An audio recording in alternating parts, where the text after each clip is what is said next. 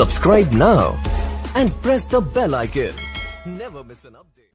Hello friends, welcome to my channel SVS education era. आज के इस वीडियो में हम डिस्कस करने वाला है NCERT text book class 12 unit 1 दी सॉलिड स्टेट का वीडियो नंबर 12, जो कि है नॉन स्टोइकोमेट्रिक डिफेक्ट। हमने इसके पहले वीडियो में स्टोइकोमेट्रिक, उसके टाइप, फ्रैंकल स्कॉट की, वो सब कुछ कवर कर दिया है। तो अगर आप वो देखना चाहें तो चैनल के प्लेलिस्ट में आपको सब वीडियो अवेलेबल है। तो चलिए आज का वीडियो बिना टाइम गवाए शुरू करते हैं। The defect discussed so far do not disturb the stoichiometry of the crystalline substance. However, a large number of non-stoichiometric inorganic solids are known which contain the constituent element in non-stoichiometric ratio due to defect in their crystal structure. तो हमने देखा है कि अब तक हमने जो भी डिफेक्ट लर्न किए वो कोई भी स्टोइकोमेट्रिक डिस्टर्ब नहीं करता, मतलब उनकी वजह से कोई मेजर प्रॉब्लम नहीं आता है सॉलिड फॉर्म होने में। बट अभी यहाँ से इन्होंने बोला है कि ये जो डिफेक्ट अरेज होने वाला है उसकी वजह से पूरा स्ट्रक्चर हिल जाएगा। तो अभी स्टेप बाय स्टेप देखते हैं कि आगे करना क्या है। However, a large number of non-stoichiometric inorganic solids are known which contain the constituent element in non-stoichiometric ratio due to defect in their structure. तो वही बोला है कि large number of inorganic solid वो कंटेन करते हैं एलिमेंट, क्योंकि हमको पता है एलिमेंट से ही कंपाउंड फॉर्म होते हैं और उससे ही सॉलिड फॉर्म होएगा। तो वही बोला गया है। This defect are of two type, that is number 1 metal excess defect and number 2 metal deficiency defect. तो यही बोला है कि major there are two types of defect, metal excess defect, metal deficiency defect. अब नंबर 1 मेटल एक्सिस डिफेक्ट, तो metal excess defect due to an anionic vacancy alkali halides like sodium chloride and KCl show this type of defect. Important MCQ: when a crystal of NaCl are heated in an atmosphere of the sodium vapor, the sodium atoms are deposited on the surface of the crystal. तो पहले तो आपको example याद रखने होंगे। अब बोला कि जब भी NaCl को क्रिस्टल NaCl का क्रिस्टल हम हीट करते हैं किसके प्रेजेंस में, सोडियम वेपर के, तो sodium atom deposit on the surface, मतलब वो जब भी ये रिएक्शन होता है तो सोडियम के एटम्स है ना वो सरफेस पे क्रिस्टल जो भी फॉर्म होते हैं उसके सरफेस पे लग जाते हैं। Therefore the Cl negative ion diffuse to the substance of the crystal and combined with sodium atoms to give NaCl। तो बोला गया है कि Cl negative ion diffuse to the surface, मतलब जो भी क्लोरीन नेगेटिव आयन्स है वह सरफेस पे कंबाइन होके सोडियम के साथ NaCl बना देंगे, क्योंकि सोडियम के वेपर में क्लोराइड हो जाएगा तो सोडियम क्लोराइड जो भी हम नमक खाते हैं वो वाला। This happens by the loss of electron by sodium atoms to form Na positive ion. Thus the related electrons diffuse in the crystal and occupy anionic side. तो बोला कि ये होगा तब इलेक्ट्रॉन लॉस हो जाएगा Na+ आयन से, तो the release electron diffuse into crystal and occupy anionic side. As a result, the crystal now has an axis of sodium.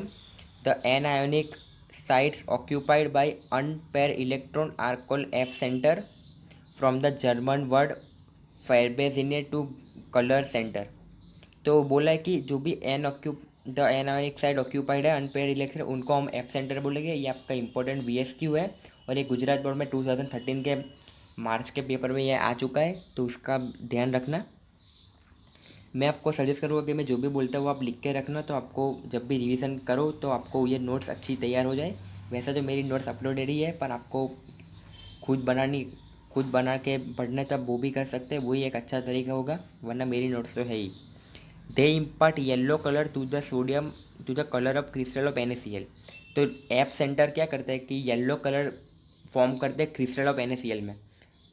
The colour results by excitation of this electron when they absorb energy from the visible light falling on the crystal। तो क्या करता है, colour result by of this electron. Similarly axis of lithium makes LiCl crystal pink and axis of potassium makes KCl crystal violet. तो वो आपको खाली इतना याद रखना होगा कि येलो कलर NaCl पे आएगा, LiCl पिंक होगा और पोटेशियम KCl को वायलेट बनाएगा और लिलाक। तो आपको बस ये इतना याद रखना, ये 3 मार्क्स का इंपॉर्टेंट क्वेश्चन है। ये एफ सेंटर जो ई है वो उसके आजू बाजू ये प्लस नेगेटिव प्लस माइनस ये फॉर्म हो गया। तो चलिए अभी आगे बढ़ते हैं। Metal excess defect due to presence of extra cation on interstitial site. तो zinc oxide is white in colour at room temperature, वो तो हमको पता है कि ZnO है ना वाइट कलर का होता है रूम टेम्परेचर मतलब 27 डिग्री सेल्सियस के अराउंड।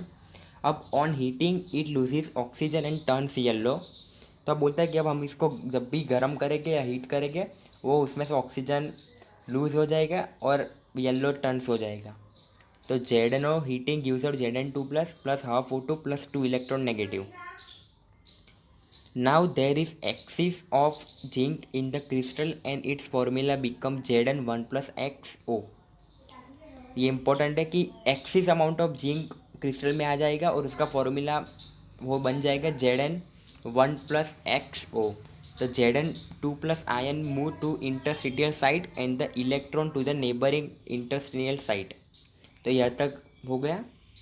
अब मेटल एक्सिस हो गया। मेटल डेफिशिएंसी जो भी इम्पोर्टेंट है, there are many solids which are difficult to prepare in the stoichiometric composition and contain less amount of metal as compared to stoichiometric proportion। तो बोला गया है कि देर आर बहुत सारे सॉलिड है जो प्रिपेयर होने में डिफ़िकल्ट होते हैं और less amount of metal compare to stoichiometric, मतलब बहुत कम अमाउंट में होते हैं। A typical example of this type is FeO which is mostly form with a composition of Fe0.95O। ये आपको फ्रैक्शन याद रखना होगा, ये MCQ में भी आता है। ऐसा FeO प्लस आगे JEE मेंस में भी एक बार पूछा गया है, तो उसका भी पूरी मेथड है। Fe0.95 है तो O1 मॉलिक्यूल है। इट में actually range from Fe0.93O to Fe0.96O। तो एक्चुअली में इतना है पर ब्राउन फिगर करके Fe0.95O दिया गया है। In crystal of FeO some Fe2 plus cation are missing and the loss of positive charge is made up by the presence of required number of Fe3 plus ion। तो बस इतना ही बोला गया है कि FeO के प्रेजेंट में Fe2 plus miss नहीं होते और उसकी वजह से पॉजिटिव आयन जो हमारा प्लस है वो लूज़ हो जाते हैं और Fe2 प्लस Fe3 प्लस बन जाते हैं Fe2 प्लस बनने की जगह पे। तो बस आज के वीडियो में भी इतना ही रखते हैं। काफ़ी इम्पोर्टेंट लेक्चर था आज का। वॉच करने के लिए थैंक यू, और चैनल पे जुड़े रहना, सब्सक्राइब कर देना और बेल नोटिफिकेशन को ऑन कर देना और आगे अपने फ्रेंड को शेयर ज़रूर करना। Thanks for watching.